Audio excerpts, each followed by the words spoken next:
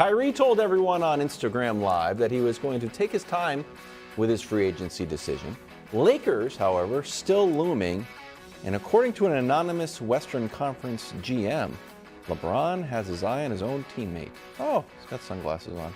There's not an overwhelming sentiment from them like, we've got to get Kyrie. It's just LeBron. And that sets up a big clash. LeBron versus the organization. You know, the last time LeBron won a clash like that, they got Russell Westbrook. Maybe he should think about that. Brew, what do you make of this disconnect? I think LeBron should respect their front office. I think LeBron should go and voice his opinion. Look, I want Kyrie. We need a guy to help us close games at the end of games. You saw the Nuggets had Jamal Murray. We didn't have a guy like that who could get a jump shot like that anytime he wanted. That's why we need Kyrie.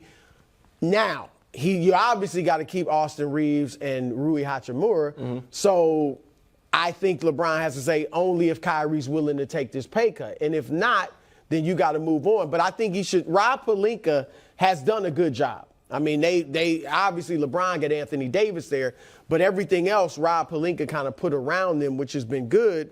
And so Reeves is going to get better. Rui's going to get better. Schroeder, I love.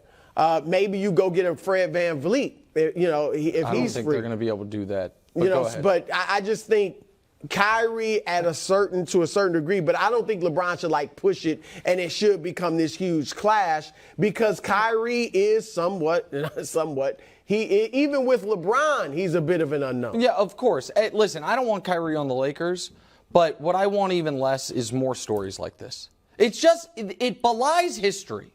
So does LeBron or does he not run the Lakers? Does LeBron or does he not just handle Rob Pelinka like a little marionette? Or is Rob, because it's so weird. Because LeBron wanted Ty Lue as the coach and didn't get him, right? We all agree on that? He wanted them to trade Russ before the season started, which, by the way, they clearly should have. And he didn't get it. He wanted Kyrie Irving at the trade deadline, right? And Kyrie was available, and he didn't get it. And then, all of a sudden, and then the revisionist history of, give Rob Pelinka his flowers for finally trading Russ. Huh?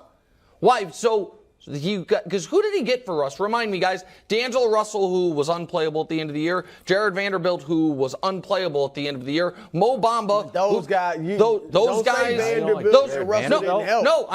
All I know is in the Western Conference Finals, they were GMP coaches' decisions. I get it. But the idea that if LeBron ran things, Ty Lue's the coach. They still have Anthony Davis, as you said. And yes, they trade for Russ. They also move off him before the year and don't start 2-10.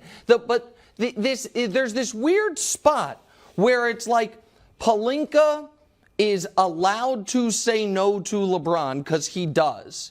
But when something goes wrong, it's because LeBron made him do it. Is that not the narrative? Tell me, is that not the narrative that is out there consistently? They only got Russ because LeBron made them get him. But then it was reported for 6 months LeBron wanted them to trade him, and they wouldn't. So he lost his juice, but now if the Lakers end up getting Kyrie, that's going to be all on LeBron. Well, I don't get it. I don't. Someone explain it to me. I believe the narrative was that LeBron wanted Russ, and the organization wasn't so high on Russ. And LeBron put that out, keep talking about how he gets hurt and the way he plays. That was after they got him. But I'll be proven right, and that tweet has since been deleted.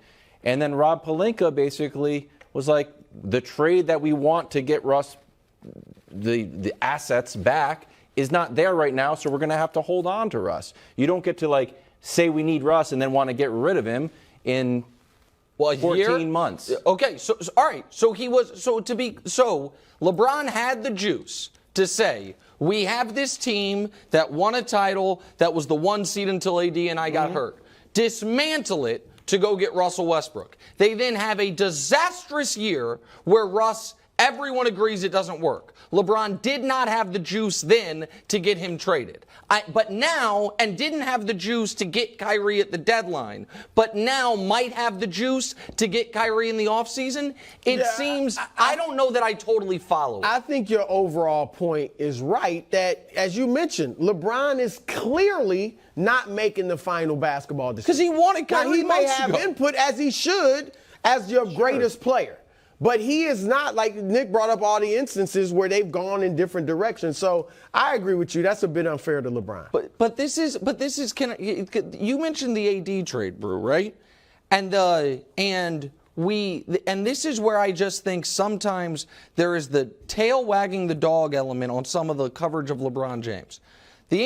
So LeBron, we all agree Anthony Davis would not be there without LeBron James, correct? Right? Mm-hmm. That same summer, Kawhi told the Clippers, I'm only coming if you get Paul George. How has that worked out? And how much scrutiny and criticism has Kawhi Leonard gotten? I don't know. Kevin Durant says, I'm only coming if you also sign Kyrie Irving, and then pushed them to go all in on James Harden. How did any of that work out? And yet, it has both been disasters for two organizations. One guy has since left the organization. Mm-hmm. The other one won a title with his teammate. And we're like, man, why does LeBron James have all this power that he only intermittently has? I just don't quite follow it. I just don't know what the rules of engagement on this are.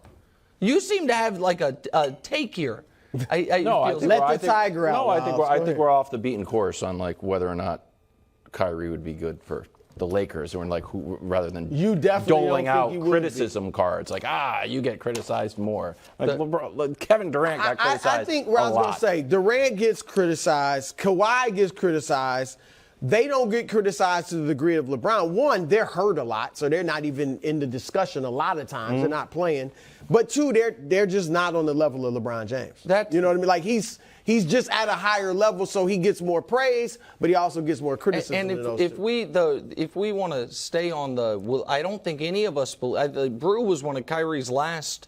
Like I don't want to say if defenders, he's taking $30 million a year, bring him in. But I just don't see. I don't see how the logistics of them getting Kyrie, barring him taking, forget 30, way low money, involves someone wanting a D'Angelo Russell sign-and trade. And does anybody, like, you guys can say I'm too low on him because of the Western Conference Finals. I'm low. But do you think the Mavericks are like, yep, D'Angelo Russell? No, I think they're on record as saying they're not going, and they're not going to help Kyrie with the sign-and right. trade. And so I just don't see a realistic path. And as much as I don't think Kyrie's a solution to anything. Yeah, if Kyrie wants to come anywhere for the mid-level, then a lot of teams. Money. But of course he wants money. Because he was at home in Brooklyn. He was playing with one of his best friends. They were rolling. Mm-hmm. They won 18 of 21, which is why I thought they could win the Eastern Conference. Listen, he did. Smart people thought that. He bailed because they weren't going to pay him. He left him in fourth place. They did what they were supposed to do. Thanks for watching. Subscribe here to get more from the show and to check out clips from other shows on FS1.